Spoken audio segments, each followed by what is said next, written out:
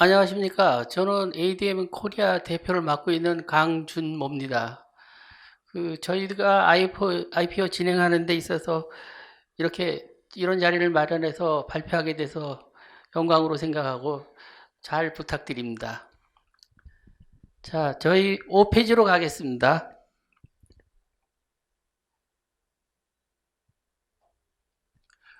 보통 신약 개발을 한다면 통계적으로 한 2조 원의 돈과 기간 한 14년이 소요됩니다. 후보 물질부터 신약까지 확률은 0.01%고요. 임상 일상부터 신약 승인까지 확률은 9.6%입니다. 그래서 통상적으로 신약 개발은 낙타가 바늘구멍 들어가듯이 어렵다고들 이렇게 얘기합니다. 그럼 저희 회사 소개를 드리겠습니다. 저희 회사가 CRO라고 되어 있는데요. 풀네임은 Contract Research Organization입니다. 저희 회사는 신약 개발 전체 과정 중에서 임상 부분을 제약회사나 바이오 기업한테 위탁을 받아가지고 대행해주는 기관입니다. 그래서 임상 수준을 굉장히 높여야 되겠고요. 타임라인을 맞춰서 좀 가야 되겠고, 그러면서 비용을 절감을 해야 되는 게 저희 기본적으로 전문성을 갖고 일하는 저희 롤입니다. 다음 페이지로 가겠습니다. 신약 개발 프로세스를 여기 좀 간략하게 설명되어 있는데요. 보시면 후보 물질 기초 탐색 연구가 있고요. 비임상, 여기가 동물 임상입니다. 예를 들면 마우스나 멍키나 이렇게 하고요. 그다음 임상 시험이 1상, 2상, 3상이 있고요. 그 다음에 이제 허가, 검토, 승인하고 있습니다. 그 다음에 이제 시판 후 임상 이런 게 있고요. 요 밑에 보시면은 비임상과 임상을 비교했습니다. 비임상은 동물 임상이고요. 기간은 보통 1년에서 2년 걸리고 신약 개발 전체 비용의 한 15%가 소요됩니다. 그 다음에 임상시험 같은 경우는 사람 대상으로 하면서 임상 기간 자체는 한 6년에서 8년이 갑니다. 그 다음에 전체 R&D 비용 중에서는 한 58%를 소요됩니다. 그러니까 이 임상시험에서 기관도 그렇고 비용도 많이 드는 거죠. 저희 회사가 신약 개발 과정 중에서 저희 회사 이 스코비 요금입니다. 임상 1상, 2상, 3상, 4상, 그 다음에 3상 전에 승인받는 거, 요 단계를 저희 회사가 주로 하는 일입니다. 다음 페이지 보시면은 조금 전에 얘기 드린 거하고 똑같죠. 전체적인 임상 프로세스를 보시면 후보 물질 기초 탐색 연구가 있고 동물 임상이 있고요. 여기부터는 사람이 들어오는 거죠. 사람이 1상에서 3상, 허가 검토 승인, 시판 후 임상, PMS하고 4상. 그래서 저희 회사 스콥이 딱 여기입니다. 여기가 저희 회사가 하는 일이고요. 이거는 제가 지금 드리는 건 일반인들 대상으로 하기 때문에 요 밑에까지 설명을 드릴게요. 전문가들한테는 설명드릴 필요 없었는 내용이지만, 저희가 임상 1상에서 3상 얘기하고 4상 이렇게 얘기하는데, 요게 자세한 설명이 되어 있습니다. 1상은 건강인 성인 남성을 대상하고 평균적으로 20명에서 80명. 신약이 요 물질을 탐색한 물질을 가지고 동물 임상 끝난 물질을 사람 대상으로 흡수, 분포, 대사, 배설을 합니다. 그래서 그 약물의 부작용이나 독성을 보는 게 1상이고요. 2상은 경증 환자 대상으로 해서 100명에서 300명 정도를 유효성, 안전성, 세이프티를 보는 겁니다. 그리고 이 약물의 적정 용량이 어디냐, 그 다음에 용법이 뭐냐를 요 2단계 이상에서 설정을 해가지고요. 그거 설정한 용량과 용법을 가지고 3상에 들어갑니다. 그래 해당 적응증 환자를 대규모로 임상을 하는 겁니다. 그래서 이럴 때는 한 500명에서 5,000명, 보통 몇천 명씩 합니다. 그래서 2, 3년간 유효성과 안전성을 자료를 수집을 하고요. 그래서 요 단계에서 허가를 받느냐 안 받느냐가 결정이 납니다. 그 다음에 허가가 난 신약이나 허가 난 제품을 가지고 새로운 양리나 정증 외 질환을 시험하거나 신약의 최적 사용을 위한 연구를 합니다. 그 다음에 요 PMS라는 건 뭔가면 요 시판된, 요 3상이 끝나서 시판되고 있는 제품을 4년에서 6년 정도의 대상으로 해가지고 많은 환자를 대상으로 부작용을 검토하는 겁니다. 그래서 1, 2, 3상, 4상이 있고 PMS가 있습니다. 저희 회사 요 일은 여기 쭉 설명한 프로세스가 여기 저희 회사 일입니다. 임상할 때 일은요. 프로토콜 만들고 뭐 사이트, 대학병원을 선정을 하고 쭉 해서 이렇게 하는 겁니다. 그 다음에 요 챕터는 저희 회사 성장 스토리와 경쟁력을 보고 드리겠습니다. 저희 회사 같은 경우는 2003년도에 설립을 했습니다. 그래서 한 2005년간은 한 설립기를 가져가지고 했고요. 성장기가 2008년에서 17년 동안에 한 10년간을 봐서 미국 FDA 등록을 위한 다국적 임상시험을 개설했고요. 그 다음에 PMDA라 그래서 일본 등록을 위한 한태평양 임상시험을 개시를 했고요. 미국, 일본, 중국 CRO하고 전략적인 제휴를 해서 일을 했습니다. 그 다음에 2018년부터 지금까지 도약기로 보고 있는데요.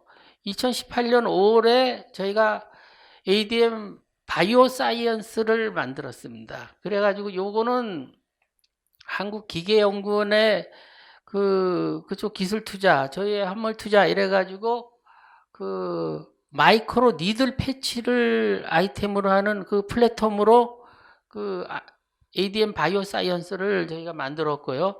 2019년 4월에 베트남 CRO 1위인 스마트 리서치에 35% 지분 투자를 들어갔습니다. 그 다음에 2019년 9월에 태국 사무소를 설립을 했고요.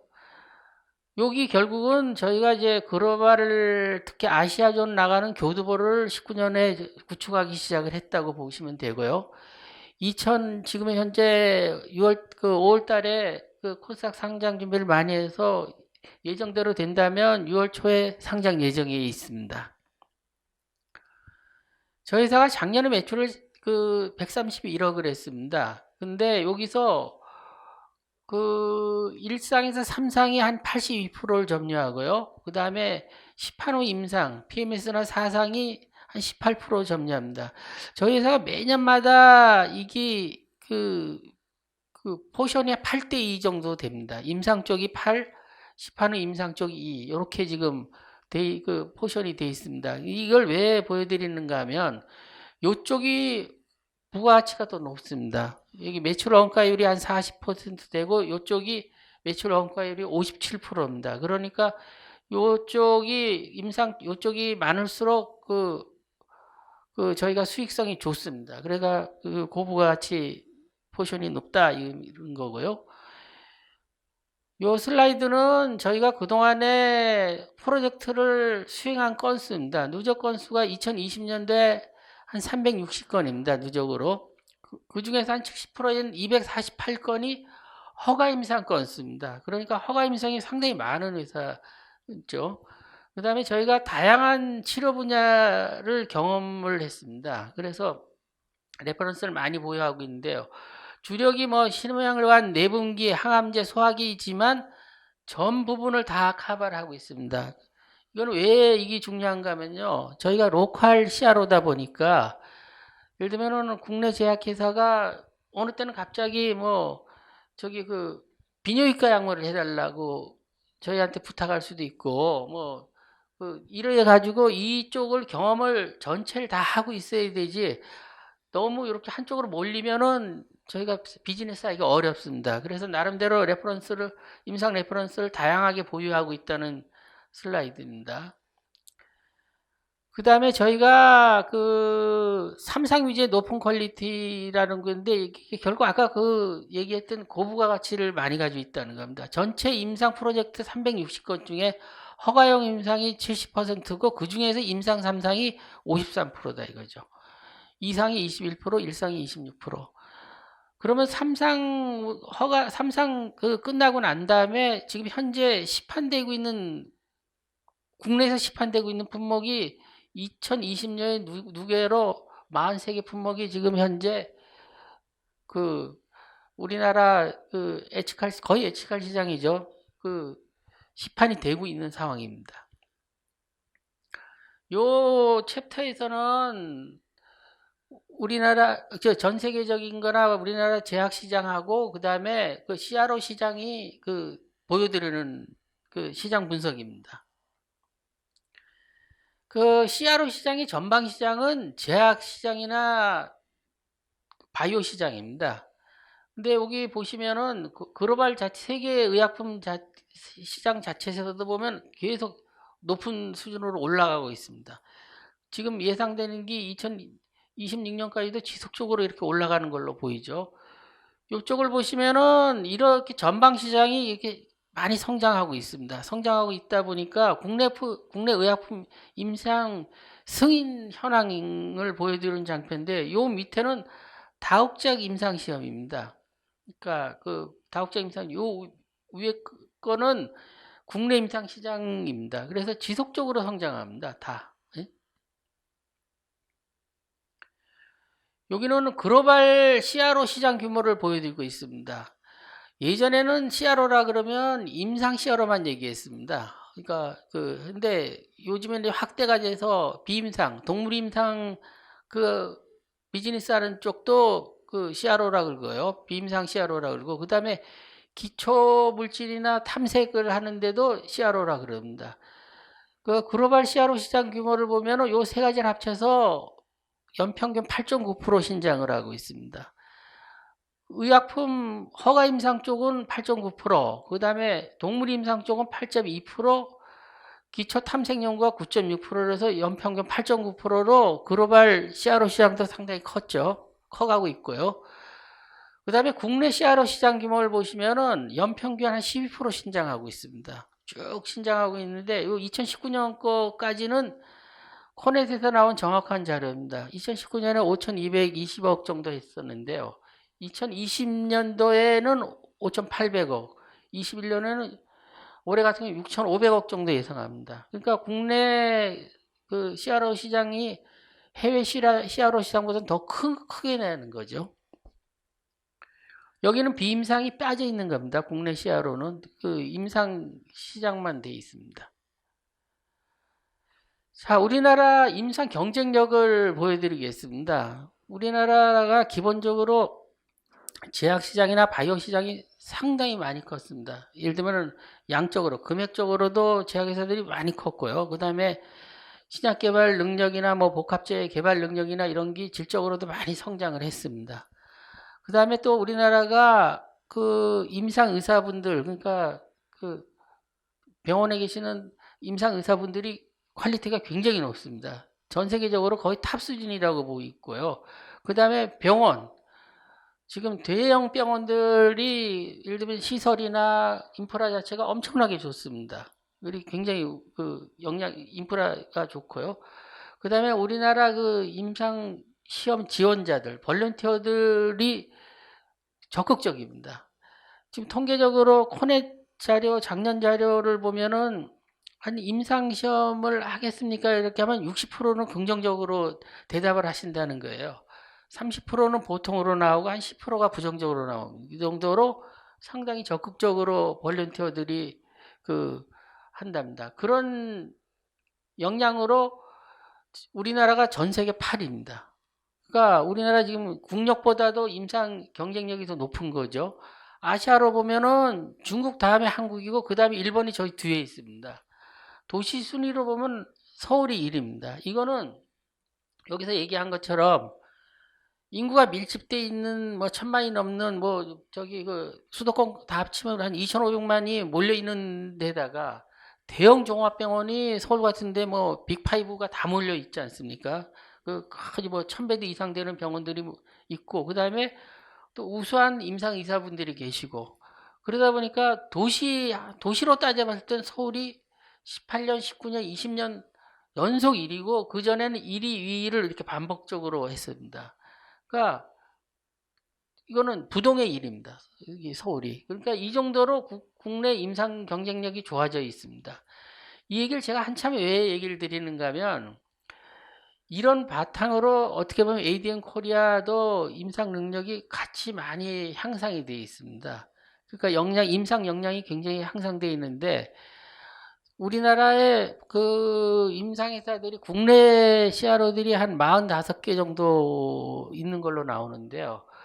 그 중에서 풀로 전체를 풀스컵을 다 할 수 있고 역량이 어느 정도 되는 데가 제가 보기엔 10군데가 잘 아닌 것 같아요. 안 되는 것 같은데 10군데 내에 저희가 들어가 있다고 보면서 역량은 많이 올라갔으니까 이 역량을 갖고 글로벌로 나갈 때 굉장히 저희가 유리하지 않겠냐 이렇게 보고 있습니다. 역량은 다 쌓여 있는 거고요.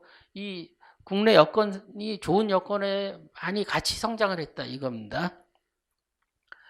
이 챕터는 저희 투자 하이라이트를 보여드리겠습니다.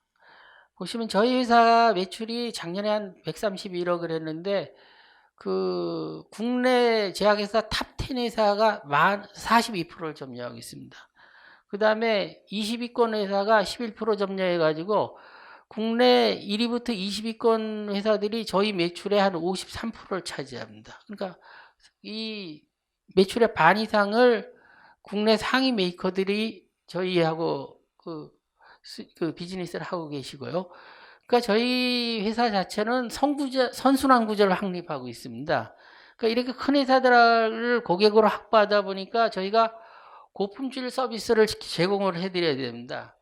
그러려면 그러니까 임상을 잘해서 성공적인 프로젝트 레퍼런스를 확보해야 되겠고요. 그 다음에 업계를 그러니까 인정을 받고 또 다른 제약회사들도 우리를 인정해주고 수주를 해주고 이 기존에 또 거래하던 대형 제약사가 또 재발주를 내고 이래가지고 선순환 구조를 확립하고 있습니다.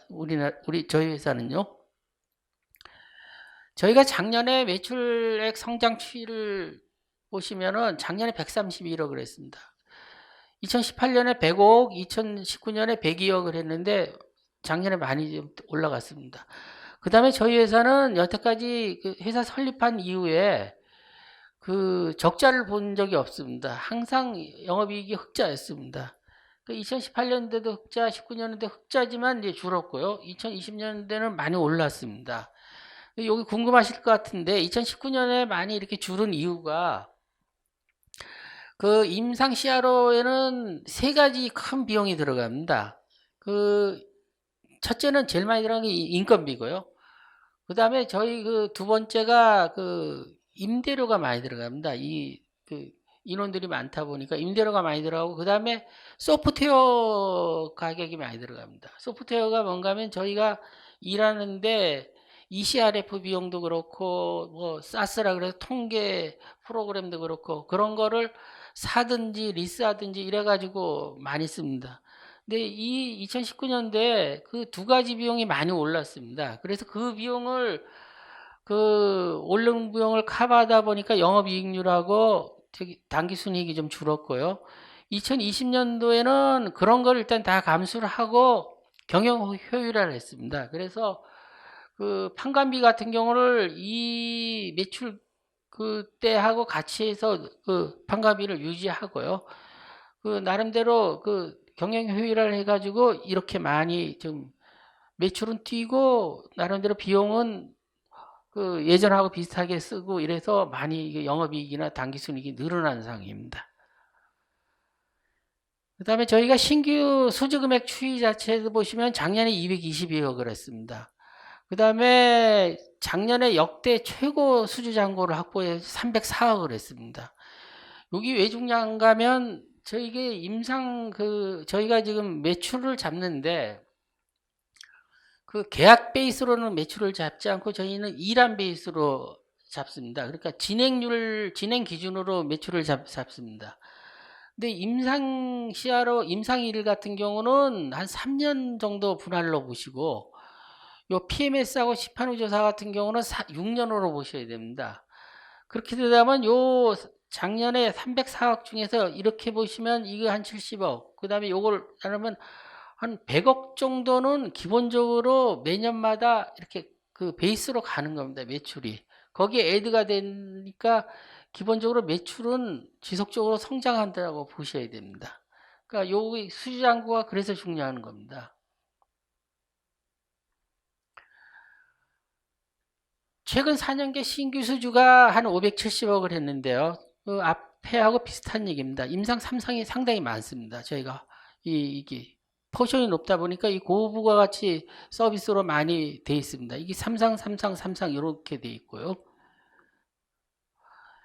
그 다음에 저희 회사가 뭐 아까도 얘기했다시피 저희가 그 설립하고 난 이후에 한 번도 그 마이너스가 난 회사가 아니라고 얘기를 드렸지 않습니까? 그 듯이 저 어깨 유동 비율로 보시더라도 어깨 평균이 126%인데 저희는 312%입니다.